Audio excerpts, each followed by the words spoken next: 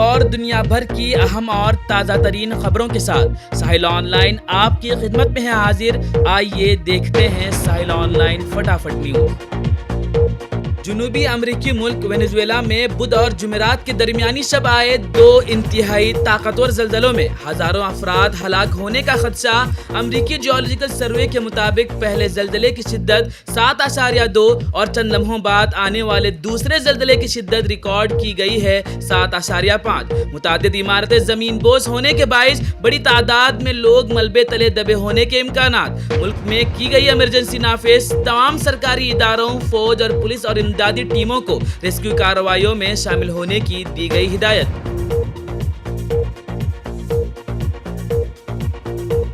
This video is brought to you by Ours Real Estate, Dubai. زلزلے سے پورا ملک لرز اٹھنے کے بعد بجلی اور مواصلاتی نظام متاثر ہونے کے ساتھ ساتھ متعدد شاہراہوں پر دراڑیں پڑنے اور لینڈ سلائیڈنگ کی بھی اطلاعات۔ طاقتور زلزلے سے وینزویلا کے اہم بین الاقوامی ہوائی اڈے سائمن بولیور انٹرنیشنل ایئرپورٹ کو بھی پہنچا نقصان، جس کے بعد کئی پروازیں معطل۔ کاراکاس میٹرو اور بعض دیگر عوامی خدمات بھی عارضی طور پر کر دی گئی ہیں بند۔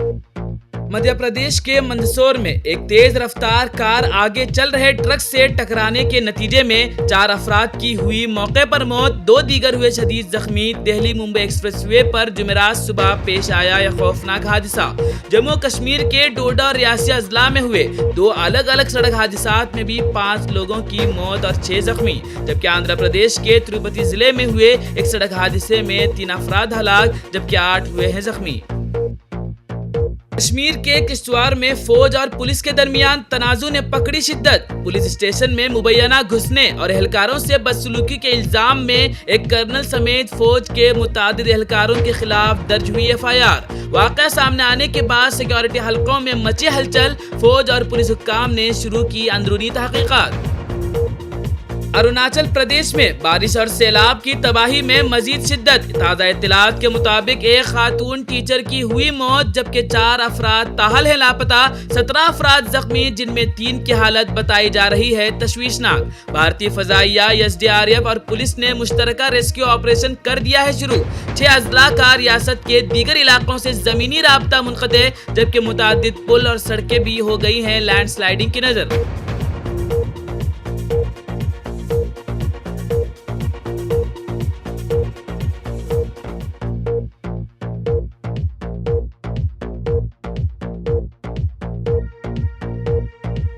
ممبئی لوکل ٹرین میں معمولی جھگڑا بنا قتل کی وجہ۔ دروازہ بند کرنے کے تنازع پر ایک مسافر کو چلتی ٹرین سے دھکا دینے کا الزام، زخمی مسافر کی دوران علاج ہوئی موت۔ ملزم گرفتار، مقتول کے اہل خانہ نے کیا سخت سزا کا مطالبہ۔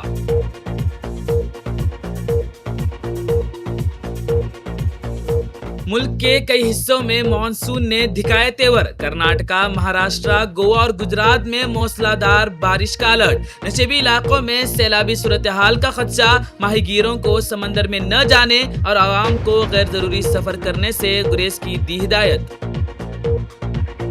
ووٹر ID اور آدھار کارڈ کے بعد اب پاسپورٹ کو بھی شہریت کا ثبوت نہ ہونے سے متعلق حکومت کی وضاحت پر چھڑ گئی نئی بحث۔ وزارت خارجہ کا بیان کہ پاسپورٹ سفری دستاویز ہے، شہریت کا حتمی ثبوت نہیں۔ اس بیان کے بعد قانونی ماہرین، اپوزیشن جماعتوں اور سوشل میڈیا صارفین کے درمیان شروع ہو گئی ہے نئی بحث۔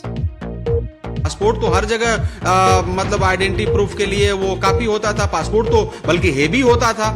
پاسپورٹ دیکھنے سے لوگ کہتے تھے کہ نہیں سب کچھ ہے اس میں۔ پاسپورٹ کس کو ملتا ہے؟ بھارت کے ناگرک کو ہی ملتا ہے نا، کوئی پڑوسی ملک کے ناگرک کو تو نہیں ملتا ہے۔ اور اگر آپ سیکشن پاسپورٹ ایکٹ کا section 6 section 2 sub section A پڑھیں گے کہ جو بھارت کا ناگرک نہیں ہے اس کو پاسپورٹ نہیں دیا جاتا ہے، اور پاسپورٹ دینے سے پہلے ایک تھرو پولیس ویریفیکیشن پولیس کرتی ہے، اس کے بعد ہی تو پاسپورٹ ملتا ہے۔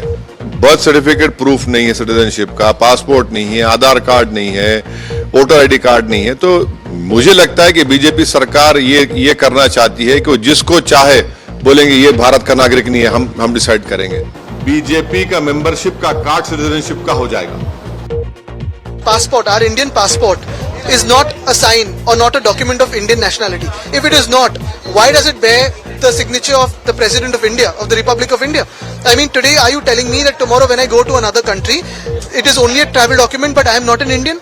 Are you telling me that the document that is the sign of the Honorable President of the Republic of India is not a nationality document? Punjab और हरियाणा में किसान तंजीमों ने मुजवजा भारत अमेरिका तिजारती मुआहदे के खिलाफ तेज कर दी एहतजाजी मुहिम। किसान और मजदूर मोर्चा के कारकुनों ने मुख्तलिफ मकामात पर वजीर आजम नरेंद्र मोदी और अमरीकी सदर डोनाल्ड ट्रंप के पुतले कर दिए नजर आतिश। किसान रहनुमाओं का इल्जाम कि मुजवजा मुआहदे से ज़री शोबे और छोटे किसान शदीद होंगे मुतासिर, जबकि गैर मुल्की कंपनियों को पहुंचेगा फायदा। अगर उनके खदशात नहीं किए गए दूर तो मुल्की एहतजाजी तहरीक मजीद की जाएगी वसी। किसान तंजीमों ने हुकूमत को किया खबरदार।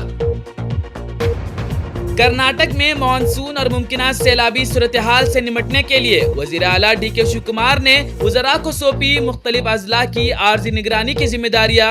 मैंगलोर के रुकन असम्बली और वजीर सेहत UT कादर को मिला 4 अजला का चार्ज। दक्षिण कन्नड़ा, उडुपी, उत्तर कन्नड़ा और कोडागु अजला में कुदरती आफात और इमदादी सरगर्मियों की निगरानी करेंगे UT कादर।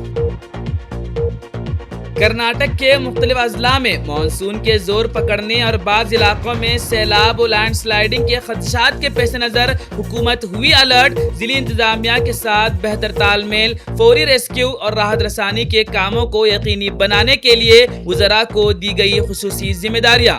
मुकम्मल जिली इंचार्ज वज़रा की फहरिस्त जल्द जारी किए जाने का ऐलान। ये वीडियो आपको कैसी लगी कमेंट करके जरूर बताएं और रियासती और मुल्की खबरों को सबसे पहले देखने के लिए साहिल ऑनलाइन YouTube चैनल को सब्सक्राइब करना ना भूलें।